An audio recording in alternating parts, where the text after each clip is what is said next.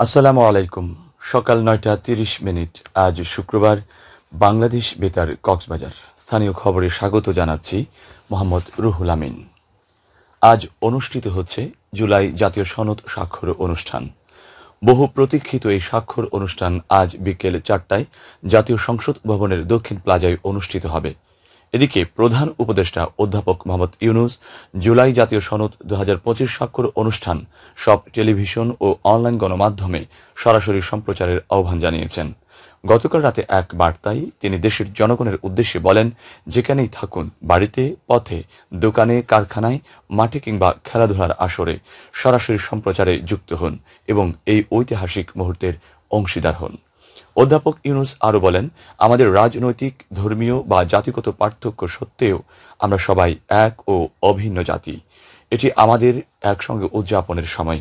গৌরব ও আশার এই ঐতিহাসিক দিন থেকে নতুন প্রেরণা সঞ্চয়ের সময়। ২০২৫ সালের এইচএসসি ও সমমান পরীক্ষার ফল গতকাল প্রকাশ করা হয়েছে। ফলাফলে কক্সবাজার জেলায় পাশের হার ৪৫.৩৯%, জিপিএ ৫ পেয়েছে ২০৬ জন। এবছর পাশের হার ও জিপিএ ৫ প্রাপ্ত শিক্ষার্থী উভয়ই কমেছে। চলতি বছর কক্সবাজার জেলায় এইচএসসি ও সমমান পরীক্ষায় অংশ নেয় ১২,৬৯৮ জন শিক্ষার্থী। এদের মধ্যে পাশ করেছে ৫,৭৬৩ জন। পাশের হারে পিছিয়ে রয়েছে ছেলেরা। ছেলে শিক্ষার্থীর মধ্যে পাশ করেছেন ৪২.৩৭% এবং মেয়েদের পাশের হার ৪৭.৪৫%। মোট জিপিএ ৫ প্রাপ্ত ২০৬ জনের মধ্যে ছেলে ৬৭ এবং মেয়ে ১৩৯ জন। এবারের ফলাফল অনুযায়ী পাশের হার সবচেয়ে কম মানবিক বিভাগে। এই বিভাগে পাশ করেছেন ৩৯.০১% শিক্ষার্থী, আর বিজ্ঞান বিভাগে পাশের হার ৫৩.৮৮% এবং ব্যবসায় শিক্ষা বিভাগে ৪৯.৫৬%।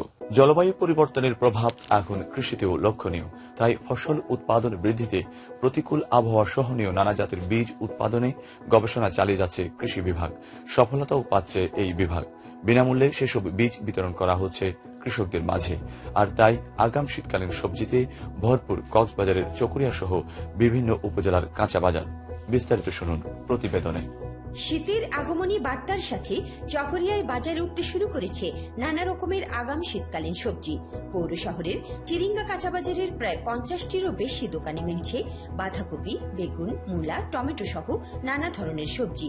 তবে এসব আগাম সবজির দাম একটু বেশি বলছেন ক্রেতা বিক্রেতারা। বর্তমান বাজার ৩০ টাকা, বরবটি ৪০ টাকা, মূলা ২৫ টাকা, তারপর কাঁচামরিচ ১২০ টাকা কেজি। শীতকালীন সবজি হিসেবে বেগুনের দামটা বেশি দেখতেছি, লাউয়ের দামটা বেশি, তারপরে অন্যান্য সবজির দাম একটু সহনশীল অবস্থায় আছে। এবার চকরিয়া উপজেলার প্রায় ৬০০ হেক্টর জমিতে হয়েছে আগাম শীতকালীন সবজির চাষ, যেখানে বাজারে এসেছে পালং শাক, ফুলকপি, বাঁধাকপি সহ নানা ধরনের শাকসবজি, জানালেন উপজেলা কৃষি কর্মকর্তা শাহনাজ ফেরদৌসী। ৬০০ হেক্টর জমিতে আগাম শীতকালীন সবজি আছে মাঠে।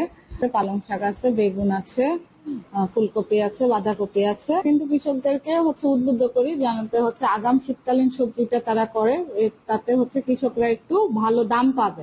জলবায়ু পরিবর্তনের কারণে প্রতিকূল আবহাওয়া সহনীয় নানা জাতের বীজ উৎপাদনে সফলতা পেয়েছে কৃষি বিভাগ। পাশাপাশি জেলার কৃষকের মাঝে বিনামূল্যে বিতরণ করা হয়েছে এসব শাকসবজির বীজ ও সার, জানিয়েছেন জেলা কৃষি সম্প্রসারণ অধিদপ্তরের উপপরিচালক ডক্টর বিমল কুমার প্রামাণিক।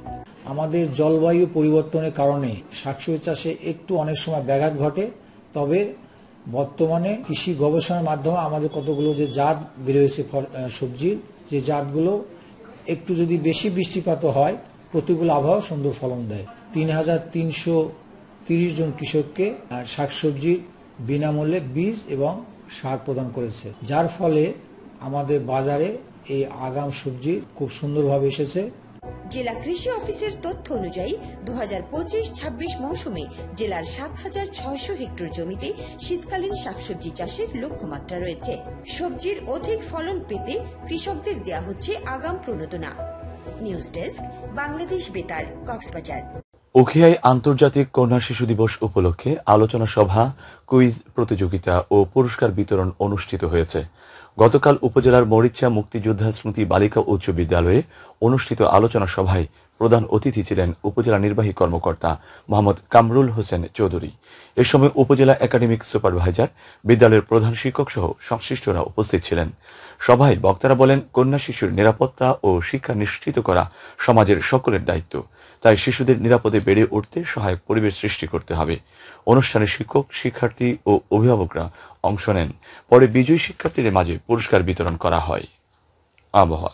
এখন জানিয়েছি বাঁকখালী নদীর মোহনা ও সংলগ্ন এলাকার সামুদ্রিক জোয়ার ভাটার সময়সূচি। আজ ভাটা শুরু হয়েছে সকাল 8টা 18 মিনিটে, চলবে দুপুর 2টা 41 মিনিট পর্যন্ত। খবর শেষ হলো।